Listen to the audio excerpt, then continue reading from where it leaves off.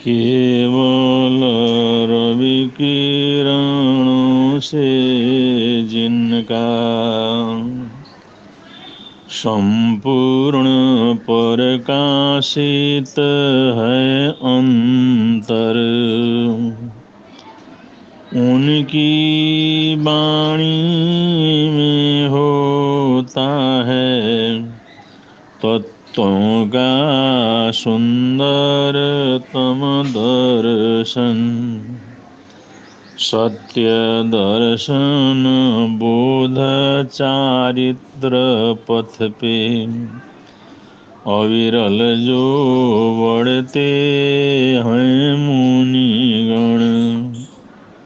अरहत देव परम आगम गुरु को शत शत वंदन, शत शत वंदन।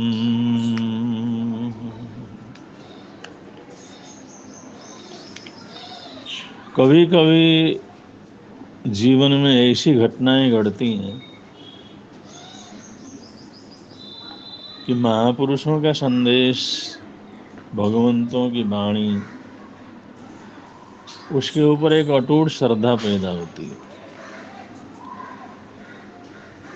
आप सबको भी श्रीमान रमेश चंद जी, उनके जीवन की घटना उनके मुख से जो निकली है वो जरूर सुन लेनी चाहिए।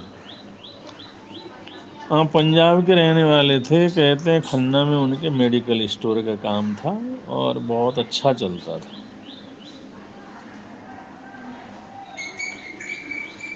मेहनत किया, काम किया और बढ़िया धंधा चलता रहा, फायदा भी बहुत हुआ और खूब पैसा कमाया।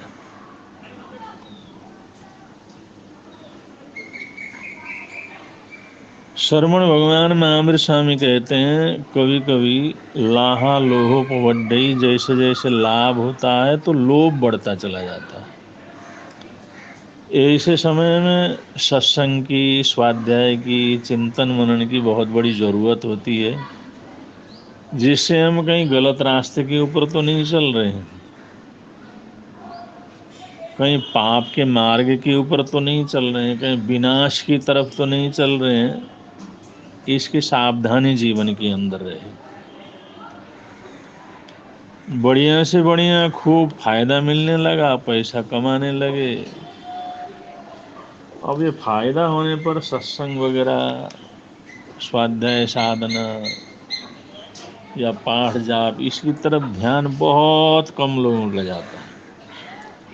पैसा बढ़ा और उसके बाद और ज़्यादा लोभ बढ़ता चला गया। जब सीमा से आगे जो है लोभ बढ़ता है तो उसको पूरा करने के लिए तरह तरह की बेईमानी, तरह तरह का झूठ, तरह तरह की मायाचारी, तरह तरह का अन्याय, अत्याचार, ऐसे बहुत से पाप करने पड़ते हैं। जब एक मेहनत की सीमा से, आवश्यकता की सीमा से आगे जो है वो लोभ बढ़ता है तो उसकी परिपूर्ति के लिए दुष्कर्म ही करने पड़ते हैं और लालच भी बढ़ता चला गया। और उन्होंने प्लाट भी लिए, जमीन जायदाद ली, मकान भी बढ़िया लिया, सब तरह की समृद्धि, सब तरह का वैभव था। तो ऐसी समृद्धि संपन्न में अवस्था में पले हुए, आगे बढ़े हुए संपन्न श्रीमान रमेश चंद जी कुछ समय के पश्चात, कुछ सालों के पश्चात उनकी ऐसी हालात हुई, उनकी हालात को सुन करके, देख करके बहुत ही तकलीफ सबको हुई।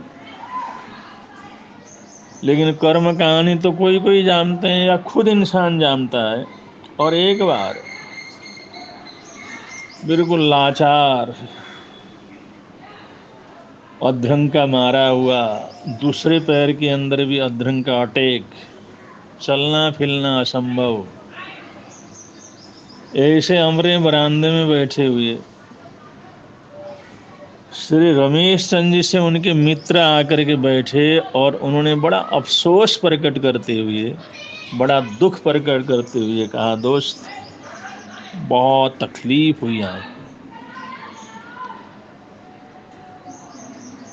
बहुत तकलीफ से तुम्हारे को गुजरना पड़ा। तुम्हारी कहानी सुन करके, तुम्हारे जीवन को देख करके बड़ा तकलीफ होता है। क्या परमात्मा आप जैसे लोगों को इतनी तकलीफ देता है? रमेश चंद्र ने कहा, मित्र ऐसा कुछ नहीं, ये सब अपने अपने कर्मों का फल है। आज मेरी ऐसी स्थिति है, आज मेरी जो हालात है, तो इसको मैं जानता हूँ और स्वीकार करता हूँ, ये परमात्मा का दिया हुआ नहीं, मैंने ही किया हुआ कर्म है।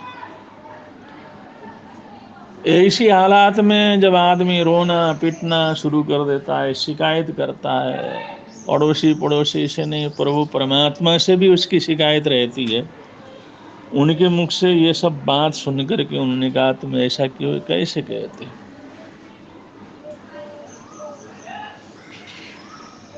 बड़ा अफसोस प्रकट करते हुए रमेश चंद जी बोले, मित्र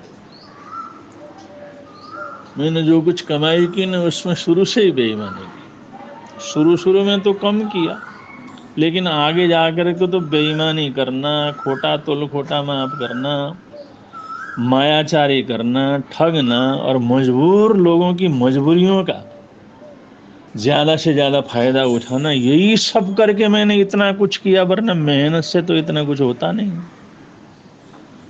और मेरा कोई लंबा चौड़ा कोई कारोबार तो नहीं था, लेकिन दवाई की दुकान में जितनी बेईमानी हो सकती है, अधिक से अधिक मैंने जीवन के अंदर कर ली। और उसी की बदौलत ये सारी समृद्धि, सारा वैभव, सारा कुछ मैंने उस समय बना लिया था। एक घटना मैं तुम्हारे को बतलाता हूँ, उससे तुम समझ सकते हो कि मेरी स्थिति क्या थी, मैं क्या कुछ करता था और उसका परिणाम क्या हुआ। थोड़ी देर चुप रहने के बाद रमेश चंद जी बोले, 2008 में एक बहुत बूढ़ा लाचार आदमी मेरी दुकान में आया और उसने दवाई की पर्ची जो डॉक्टर ने लिखी थी मेरे डेस्क के ऊपर, वहाँ पर एक काउंट के ऊपर रखा। मैंने उसकी दवाई की पर्ची पढ़ ली और उसको पढ़ने के बाद मैंने छांट छांट के दवाई निकाली जो जो उसके अंदर लिखा हुआ था, और उसका बिल बनाया। और वो बिल दवाइयों के साथ साथ उस बूढ़े आदमी को हमने थमाया। वो बिल था 560 रुपये का। और उस बूढ़े आदमी ने इधर जेब उधर जेब सब करने के बाद सब इकट्ठा करके मुझे बताया कि साहब मेरे पास इस समय 150 रुपये हैं।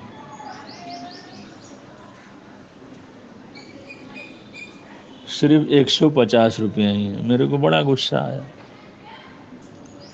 मैंने जब दवाई लेने के लिए पैसे नहीं थे तो आने की क्या ज़रूरत? बिल लेकर के आने के लिए किसने बोला था तुम्हारे को? वो गिड़गिड़ाने लगा, मेरी पत्नी बीमार है, बहुत बुरी हालात है, बच्चे वैसे बाहर रहते हैं वो भी ध्यान नहीं देते, उसकी हालात बहुत बुरी है और ये दवाई उसको देना बहुत ज़रूरी है, इसलिए मैं आपकी दुकान में आया हूँ, कुछ रहम करो और ये 150 रुपया ले लो और ये दवाई ले जाने दो। ने कहा नहीं, ऐसा नहीं होता। तुम जैसे अहरे गहरे नत्थु गहरे दूसरे को बेवकूफ़ बनाते हुए फिरते हो और उल्टी सीधी बातें वगैरह करते हो, बकवास करते, शर्म नहीं आती तुम्हारे को? जब पैसा ही नहीं है तो फिर दवाई लेने की क्या ज़रूरत है? इतने देर हमारा समय बर्बाद किया तूने। रमेश चंद जी कहते हैं, पता नहीं क्या भूत सवार हो गया था, मैंने पता नहीं क्या कुछ उस वृद्ध व्यक्ति को कहा और उसके हाथ से मैंने दवाई छीन ली। इस दृश्य को वहाँ पर एक ग्रामीण युवक खड़ा था, वो देख रहा था। उसके पास भी कुछ खास था नहीं। और मैं एक बात और बताऊं, वो जो 150 रुपया मेरे को दे रहा था, वास्तव में एक्चुअल में वो जो दवाई थी जिसके लिए मैंने 560 रुपया का बिल बनाया था, वो 120 रुपया का ही था। 120 रुपया की ही दवाई थी, लेकिन मैंने उस बेईमानी करने की, धोखाधड़ी करने की, लाचार लोगों को ठगने की जो वृत्ति के अंदर अपने आप को डाल दिया था, उसकी वजह से मैंने 120 रुपया की दवाई को 560 रुपया का बिल बना करके दे दिया था। अगर मैं 150 रुपया लेता तो भी मेरे को फायदा ही था, उसमें मेरे को कुछ नुकसान नहीं था, मेरे घर से कुछ नहीं जा रहा था, नुकसान नहीं था। लेकिन मेरे दिल में जरा सी भी दया नहीं आई, ये दिल पिघला नहीं, और मैंने उसके हाथ से दवाई ले ली।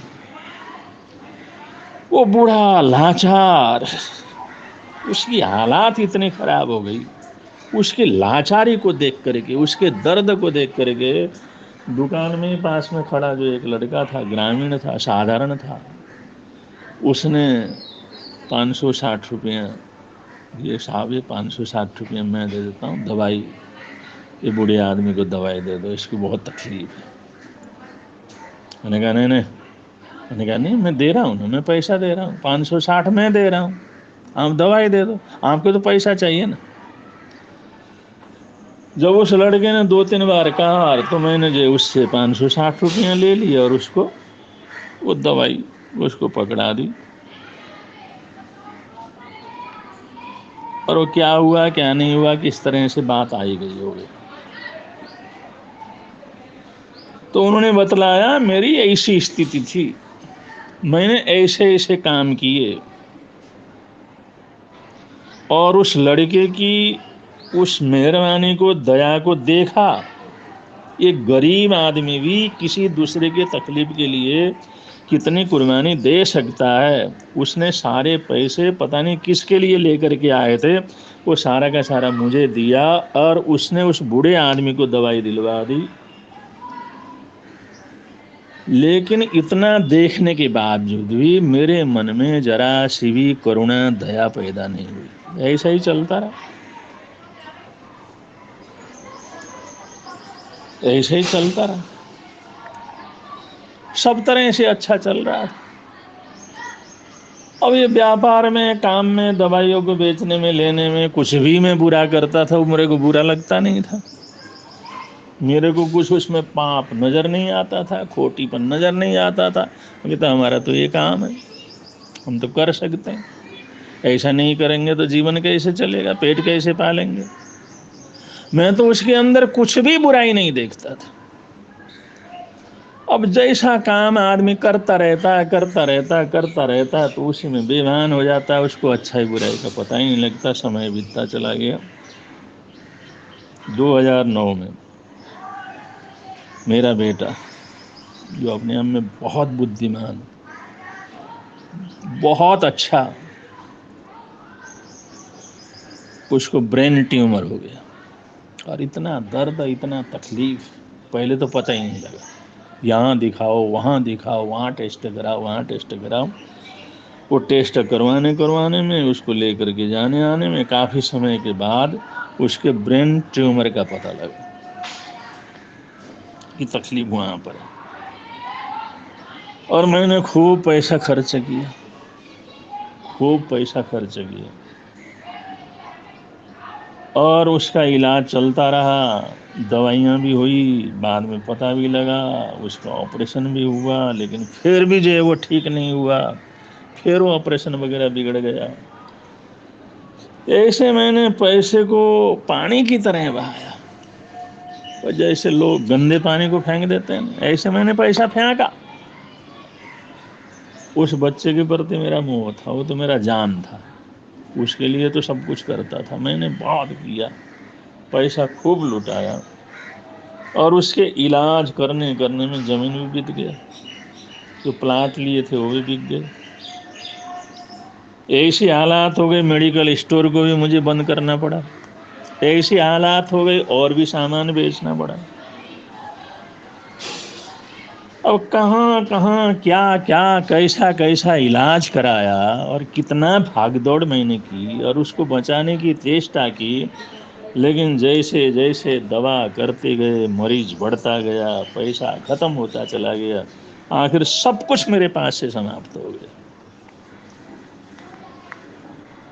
और 2012 में उस मेरे बेटे के प्राणांत हो गए, वो शरीर छोड़ गया।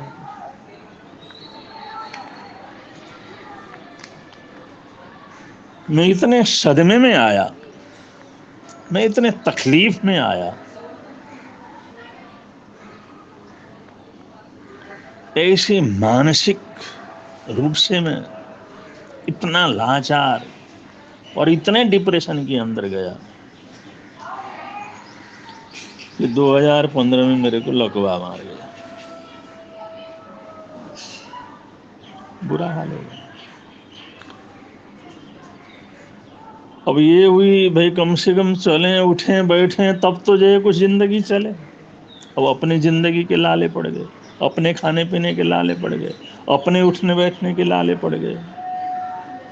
दुनिया भर का इलाज कराया, जैसे जैसे कराता रहा, जैसे जैसे इधर उधर से ले ला करके जो कुछ था वो सब लगा करके, लेकिन मेरे लकवे की बीमारी बढ़ती चली गई, उसकी लाचारी बढ़ती चली गई। और एक बार तो डॉक्टर ने ये कहा, साहब ये जो है सो इंजेक्शन लेकर के आओ, और ये इंजेक्शन अगर आपको लगेगा, हफ्ते हफ्ते के अंदर एक इंजेक्शन लगना, ये अगर लगेगा आज के आज इंजेक्शन चाहिए, अगर इंजेक्शन लगेगा तो ठीक है, वरना आपका दूसरा पैर भी रह जाएगा। मैं उस इंजेक्शन को लेने के लिए गया,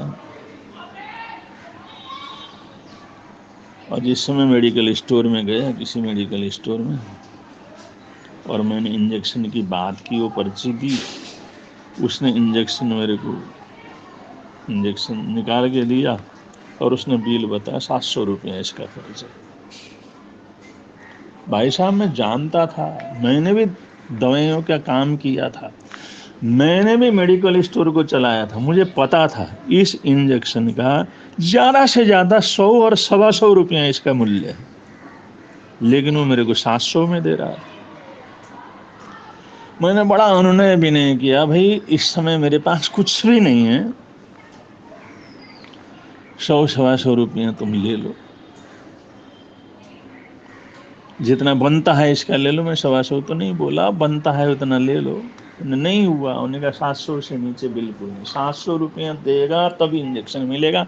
मुझे पता था ये इंजेक्शन इतना नहीं है, लेकिन फिर भी मैंने इधर उधर करके मैंने 500 रुपया जो इकट्ठे किए अपने जेब से, इधर उधर जैसे करके, और ये 500 रुपया ले करके खड़ा हुआ, भाई इंजेक्शन मेरे को दे दो वरना मेरी ज़िंदगी बर्बाद हो जाएगी।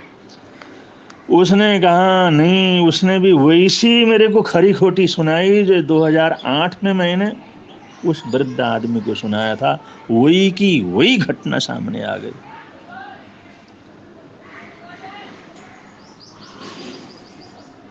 100 रुपये का इंजेक्शन था, 500 रुपया दे करके मैं गिड़गिड़ा रहा था, वो 700 से नीचे एक पैसा कम करने के लिए तैयार नहीं था।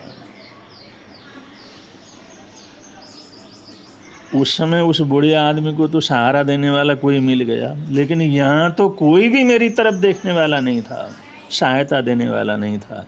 आखिर इंजेक्शन नहीं मिला और उसका परिणाम मेरा दूसरा पैर भी रह गया।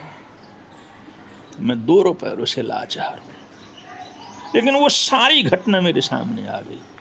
जैसे मैंने उस बूढ़े के साथ, उस लाचार वृद्ध के साथ व्यवहार किया था, जैसे मैंने उसको धोखा दिया था, जैसा मैंने उसको अपमानित किया था, जैसे उसकी बात को नज़रअंदाज किया था, वही घटना, पूरी वो घटना मेरे सामने आ गई। इंजेक्शन में नहीं लगा सका, अधरंग तो है, दूसरा पैर भी लाचार है। लेकिन दोस्त, ये कोई परमात्मा ने ऐसा नहीं किया, कोई भगवान ने मेरे साथ ऐसा नहीं किया। ये सारे पाप मेरे अपने, सारे कर्म मेरे अपने, मैंने जो जो किया वही मेरे सामने आया। जैसा कमाया वैसे ही वो चला गया। पाप से कमाया और पाप में ही चला गया, बुराइयों में चला गया। इसलिए कहते हैं जैसी करनी वैसी भरनी, इसके अंदर कोई किसी प्रकार का अंतर नहीं है, वास्तविकता ऐसी है। कभी भी दूसरों की मजबूरियों का फायदा नहीं उठाना चाहिए। भाई मैंने यही बात जिंदगी के अंदर नहीं समझी और दूसरों की मजबूरियों का फायदा उठाते उठाते मैं बिल्कुल मजबूर, लाचार और मरणासन्न हो गया।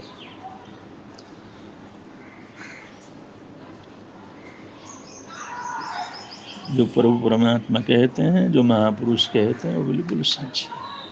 जो सत्संग में सुना जाता है सच है, उसके ऊपर ध्यान देना चाहिए। अब मैंने जो किया था वही मेरे सामने है, इसलिए इस चीज को भी बर्दाश्त करना।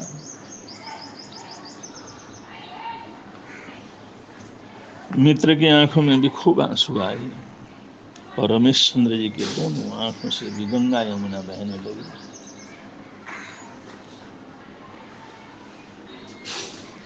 जीवन की, कर्मों की ये ज्वलंत घटना को, ज्वलंत प्रसंग को सुन करके और अनुभव करके दोनों आश्चर्यान्वित थे। दोनों ही हक्के बक्के थे। आखिर अपने ही किए हुए कर्म अपने सामने आते हैं। ये दुनिया की सच्चाई है। समझने वाले समझ जाते हैं तो जीवन में समझ जाते हैं, अगर सच्चाई को नहीं समझते हैं तो फिर जैसा दुनिया के अंदर होता है हम चारों तरफ देखते रहते हैं। लेकिन समझदारी तो यही है कि असलियत को समझें और इन पापों से जितना बच सकें बचें। दुष्चरित्र से अपने आप को जितना बचा सकें बचाएं और गरीबों के, मजबूर लोगों के प्रति अन्याय अत्याचार करने की वृत्ति को हम छोड़ दें। अगर ऐसा करेंगे तो अपने को ही शांति मिलेगी, अपने को ही आराम मिलेगा, अपने को ही तुष्टि मिलेगी और अपना ही जीवन सुखद होगा। इन्हीं मंगल कामनाओं के साथ, सद्भावनाओं के साथ अपने वक्तव्य को विराम दे रहे हैं। बोलिए भगवान महावीर स्वामी की जय।